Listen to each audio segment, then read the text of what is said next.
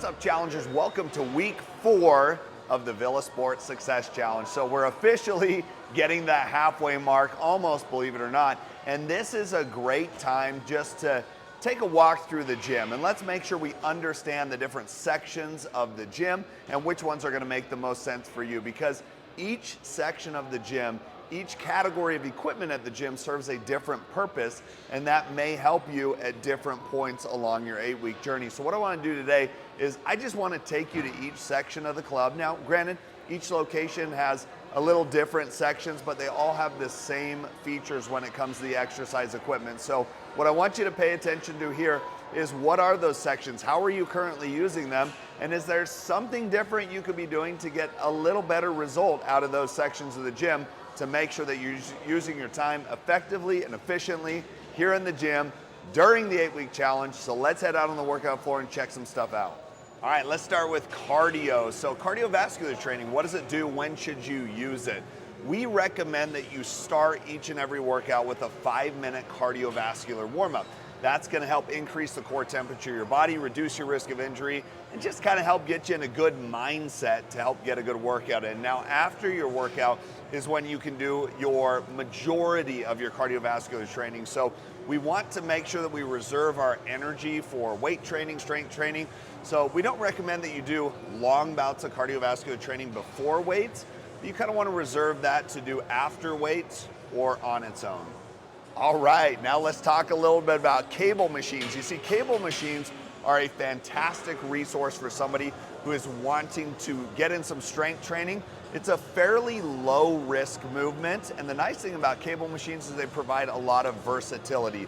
So they're not great for somebody who wants to build a tremendous amount of strength, like a power lifter or anything like that. But for those individuals that want a fairly low risk movement with a high level of versatility, meaning we can move in some different directions, it doesn't have a fixed plane of motion, cable machines can serve a great benefit to those individuals. All right, let's talk about free weights. So free weights are typically going to be your barbells, your dumbbells, and anything that moves freely. And they provide a great benefit for those people that are looking to improve their muscular strength.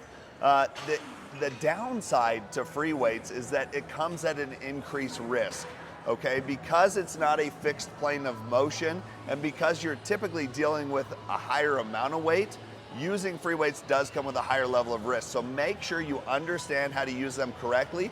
But when you know how to use them correctly, they're very functional, meaning they transfer over to daily life really, really well.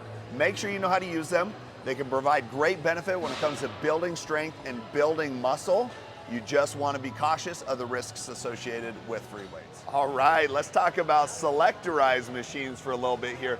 So selectorized machines are those machines where you put a pin into a weight stack like you see here.